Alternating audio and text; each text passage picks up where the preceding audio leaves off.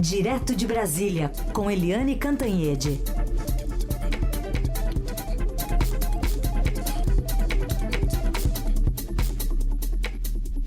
Oi, Eliane, bom dia. Bom dia, Raicem. Bom dia, ouvintes.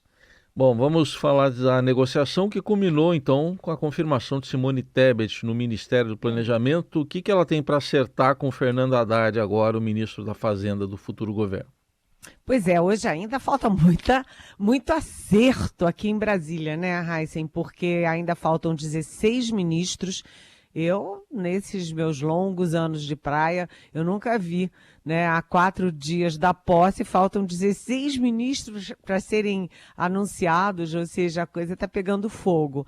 Então, ontem me informaram que a Simone Tebet e o Fernando Haddad se encontram hoje, porque ontem eles se encontraram com Lula, acertaram o tamanho do Ministério da Tebet, né? O Ministério do Planejamento não vai ter os bancos oficiais, como ela gostaria, Caixa Econômica, Banco do Brasil, BNDES, nem vai ter o PPI, quer dizer, aquela parceria privada de investimentos, etc. Mas de qualquer jeito, continua sendo uma pasta importante, tanto que eles queriam botar o André Lara Rezende, um dos pais do Plano Real, ou seja, é uma pasta importante e a Tebet deve se encontrar hoje com o Haddad para definir os limites de atuação dela. Ela vai ter, obviamente, contato com todos os ministros, vai ter contato direto com o presidente da República, mas ela vai estar muito sob o guarda-chuva do Fernando Haddad e sob o olhar atento, digamos assim, do PT. O PT teme a Simone Tebet. A força dela é a fragilidade dela nesse governo, porque o PT fica de olho ali se a Simone Tebet vai crescer a ponto de se tornar uma candidata muito competitiva à presidência da República daqui a 4 anos. Mas, finalmente, batido o martelo da Simone Tebet, mas tem muita coisa ainda a acertar. Por exemplo, também tem hoje em Brasília uma reunião do MDB para acertar os nomes. A gente falou aqui ontem, né, Jader Barbalho, do Pará, e o filho dele, Helder Barbalho, também do MDB, querem emplacar o Jader Júnior, que é o irmão do governador, filho do Jader Barbalho, no Ministério das Cidades ou dos Transportes, enfim, transportes e cidades, que estão faltando para o MDB. E lá na Câmara, a força toda lá no Senado, a força toda é para o Renan Filho, ex-governador de Alagoas, filhos do Renan Calheiros, sem o indicado. Então, filho de Jader Barbalho, filho de Renan Calheiros, e aí fecha-se o bloco MDB. Fica faltando uma confusão danada também, que é União Brasil, que é PSD, do Gilberto Kassab, enfim, 16 pastas é muita coisa. Uma outra pasta que deve ser anunciada hoje é a da Sônia Guajajara para o Ministério dos Povos Originários. Né? Então, está indo devagar, mas tem que ser logo, né, Raicem? O tempo está correndo, né? Os dias estão passando e não dá para o Lula anunciar ministro a 2 minutos da posse, nem muito menos tomar posse sem anunciar todo o ministério. É uma negociação muito difícil, muito delicada, porque o Lula está fazendo um governo de coalizão com uma frente muito ampla de partidos, mas o PT está ali firme e forte, segurando os espaços dele ou tentando segurar os espaços dele. Então, Marina Silva, por exemplo, como a Simone Tebet, também ficou aí nos finalmente, né? E ontem eu andei conversando com a Isabela Teixeira, que é um super quadro do PT, foi uma super ministra de Meio Ambiente, muito pragmática, e ela me disse que não vai pro governo, ou seja, não vai ser aquela autoridade do meio ambiente internacional, aquelas coisas todas. Não, ela disse que vai ficar onde ela está, que ela está muito feliz e muito bem. Muito bem, e vamos aguardar então para essas últimas definições de quem embarcou logo de cara, que já garantiu lugar, de quem embarcou por último e que quer pegar um lugar na janelinha ainda ali da decolagem do avião presidencial. Mas falando em decolagem de avião, né, Eliane, tivemos a informação de que o presidente Bolsonaro pretendia viajar para os Estados Unidos, não passar a faixa para ele. Bom, ontem ele disse à CNN Brasil, aquele jeito peculiar, né, como você usa essa palavra, peculiar, reunião de despedida, fake, também não viajo amanhã, se referindo a hoje, fake. Então ele está se referindo a não viajar hoje, dia 28 de dezembro. É isso? Pois é aquela coisa do Bolsonaro, né? Há muita pressão para que, uma pressão do pessoal dele, inclusive dos militares no entorno dele, dos políticos no entorno dele, do pessoal do PL, que é o partido dele, para que o Bolsonaro faça algum tipo de gesto. Ele não pode sair pela porta dos fundos, entendeu? De chinelo havaiana e ir embora, né? Pegar um avião e ir para Miami, para praia. Ele é o presidente da República. Isso exige algum tipo de compromisso, de responsabilidade, de compostura, né? Então há uma pressão para que ele faça uma reunião com a equipe dele, se despeça e faça algum tipo de pronunciamento à nação, a toda a nação e particularmente aos quase 58 milhões de votos que ele teve, se despedindo, fazendo algum gesto, enfim, qualquer coisa, mas o Bolsonaro não. Enfim, ele se transformou numa ostra. Falou tanto e falou tanta besteira, por exemplo, na pandemia inteira, todo dia, de manhã, de tarde, de noite, e agora, na despedida, não fala nada, some. Essa pressão, ele disse que é fake, que não vai falar. Pior para ele, né? Ninguém vai sentir muita falta. Quem vai sentir falta são os apoiadores dele. Agora, estava previsto o embarque dele hoje para Miami, onde ele pretendia ou pretende passar as festas de fim de ano, mas deu alguma confusão familiar, porque ele anunciou que ia para Mar-el-Lago, que é, enfim, a residência de veraneio da família Trump, mas a mulher dele, a Michelle Bolsonaro, disse, não quero ir não, quer ficar no Brasil. Então, não está claro se ele vai para lá e ela fica aqui, ou se ele fica aqui, enfim. Ele está também lá atrapalhado para se definir. O fato é que fica muito feio para ele, para a história, para o Brasil, para tudo, né? Para a civilidade política, o presidente da República se mandar para outro país sem dar nenhum tchau para o país, para a sociedade e para os próprios apoiadores. Vamos ver o que ele decide, porque o Bolsonaro é assim, ele diz que não faz e depois faz, né? Vamos ver. Do Análise Política direto de Brasília com Eliane Cantanhede. Agora para a gente falar sobre um pedido do Procurador-Geral da República, o STF, para derrubar o indulto de Natal que o presidente Bolsonaro concedeu a policiais militares, inclusive aos envolvidos, pode beneficiar os envolvidos no massacre do Carandiru, onde há 30 anos, em 2 de outubro de 92, 111 presos foram mortos. Como é que fica agora, Eliane, com esse posicionamento de Aras no apagar das luzes do governo Bolsonaro? Não é esquisito? É esquisito, né, Heisen? Porque há 5 dias do fim do governo, o Aras dá uma cambalhota, ele que o tempo inteiro apoiou tudo do Bolsonaro, não reconheceu nenhuma das denúncias contra o Bolsonaro, nada, né? Há 5 dias ele derruba uma decisão tão importante do presidente, do ainda presidente. Ficou parecendo que ele está querendo se descolar do Bolsonaro. É tarde demais. Mas, de qualquer jeito, eu consultei o doutor Aras ontem e ele me respondeu com 3 palavras. Disse que a decisão dele foi técnica, jurídica e constitucional.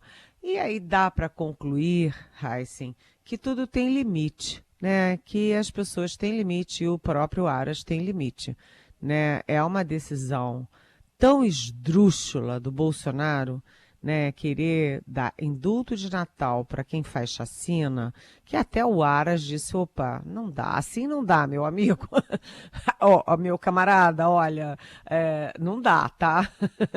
Porque é muito fora de propósito. E na peça do Aras para o Supremo Tribunal Federal, o Aras alega que o massacre do Carandiru foi crime hediondo. Crime hediondo não tem direito a indulto e, além disso, foi crime de lesa humanidade, porque organismos internacionais de direitos humanos inclusive condenaram o Brasil pelo Carandiru. Então, nem crime hediondo, nem crime de lesa humanidade pode abarcar esse instrumento do indulto de Natal. Mas o fato é que isso me projeta que o Bolsonaro está se preparando para ser realmente líder da direita brasileira, da extrema-direita brasileira, e líder de oposição ao presidente eleito Luiz Inácio Lula da Silva. Porque uma das bases de toda a vida política do Bolsonaro são exatamente as Forças Armadas, principalmente de baixo escalão, né, e as forças policiais lá no Rio de Janeiro. E ele sempre defendeu, por exemplo, a exclusão de ilicitude, que significa o seguinte: que lá no Congresso se chama de licença para matar, né? O policial mata alguém, mata um civil qualquer que não tem nada a ver, mata o filho de alguém, mas diz, eu estava no exercício do meu trabalho ali e fica por isso mesmo. Né? Tanto que o próprio Sérgio Moro, ministro da Justiça, era contra o excludente de ilicitude.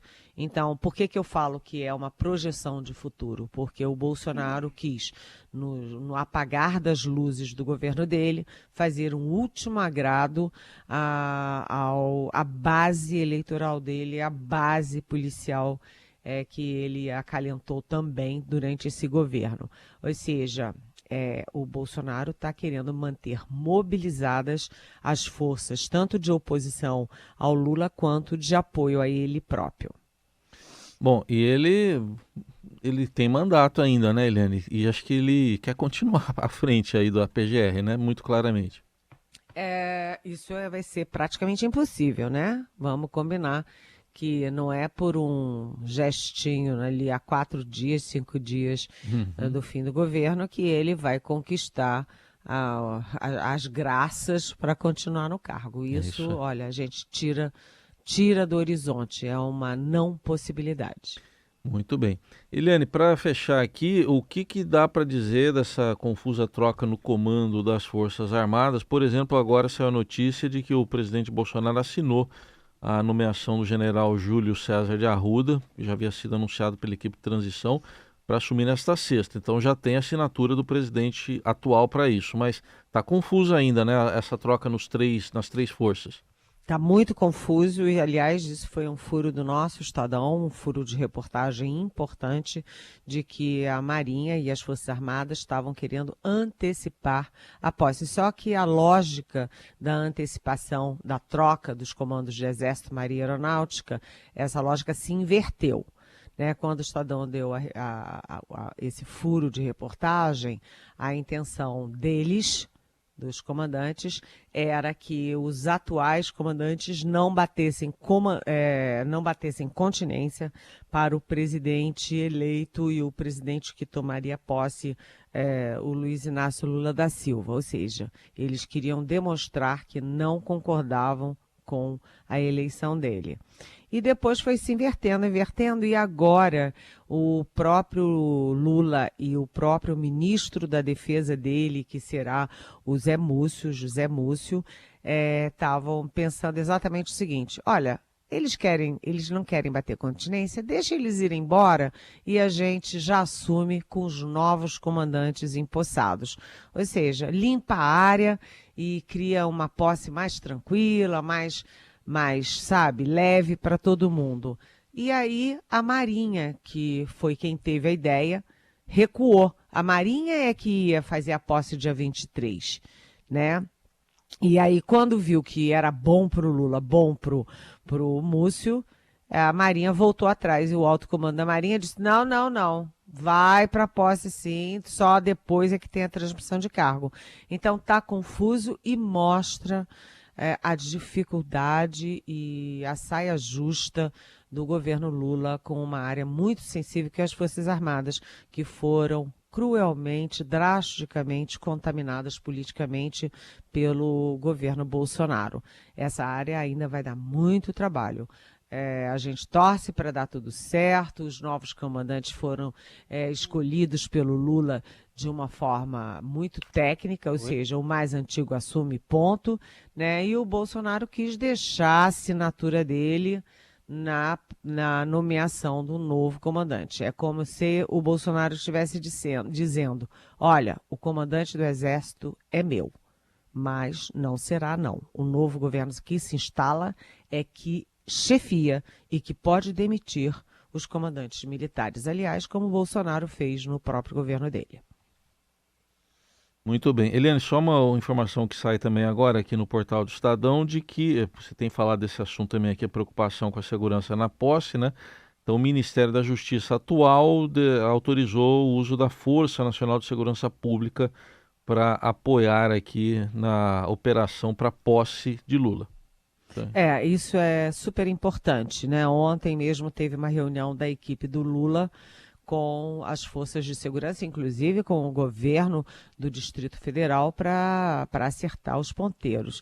Sabe, Heisen, você já teve aquela ameaça de atentado terrorista perto do aeroporto, já foi descoberto outro artefato também de poder letal muito forte nos arredores aqui da capital, e ontem teve mais um susto, porque apareceu uma mochila perto do depósito de gás de um hotel central de Brasília, correu o corpo de bombeiro, polícia, etc. Mas no fim, na mochila não tinha nada, só tinha roupa. Era um artefato, vamos dizer, inofensivo. Mas, de qualquer jeito, o clima é assim e a equipe de transição começa a pensar o seguinte, que isso é uma forma de aterrorizar os lulistas, né, os que apoiam a posse do Lula, e tentar esvaziar a posse no dia 1º, porque vem aí 20 artistas muito populares, muita gente ali no centro do poder, aparentemente isso para amedrontar. Ontem mesmo eu ouvi de várias frentes de pessoas que iam para a posse e não vão porque estão com medo. E ontem também saiu a notícia de que a ocupação dos hotéis de Brasília, que estava próxima dos 100% na posse, foi recuando e agora está em 84%, ou seja, muita gente cancelando a vinda. Ou seja, esse tipo de coisa também pode ser não para fazer o atentado terrorista, mas sim para esvaziar ou tentar esvaziar a festa da democracia.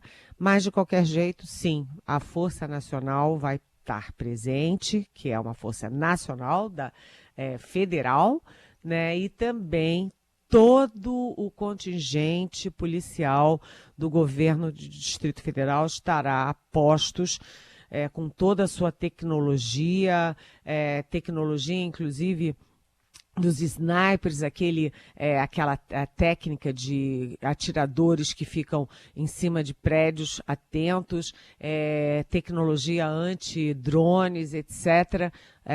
O esquema de segurança está muito pesado e quem se atrever a algum tipo de ato pode ser preso. Aliás, há esse pedido do ministro da Justiça do Lula, o Flávio Dino, ao Supremo, para bloquear, impedir, vetar o porte de armas e munições a partir de hoje até o dia 2 de janeiro, para que ninguém possa andar armado na capital da República nesses dias de posse. Quem for flagrado, então, seria preso e teria que responder por que andar armado num dia de festa. Uhum. Então fica o registro, vamos acompanhar esses próximos dias. Eliane Cantanhede volta amanhã ao Jornal Dourado, já com a Carolina Ercolim, por isso eu vou me despedir, porque eu vou para a folga de fim de ano. E agradecendo, Eliane, pela parceria, desejando para você e para a família um feliz ano novo. juízo, mas não muito, tá? Não muito, Tá bom. Raíssen. Tá bom. Um beijão para Anotado. você, um beijão para o nosso Moa, que é o nosso técnico que nos acompanha aqui todo dia de manhã, e para a nossa bela equipe da Rádio Dourada. Feliz Ano Novo para todos nós Valeu. e particularmente para você, meu amigo Raíssen. Obrigado. Beijo.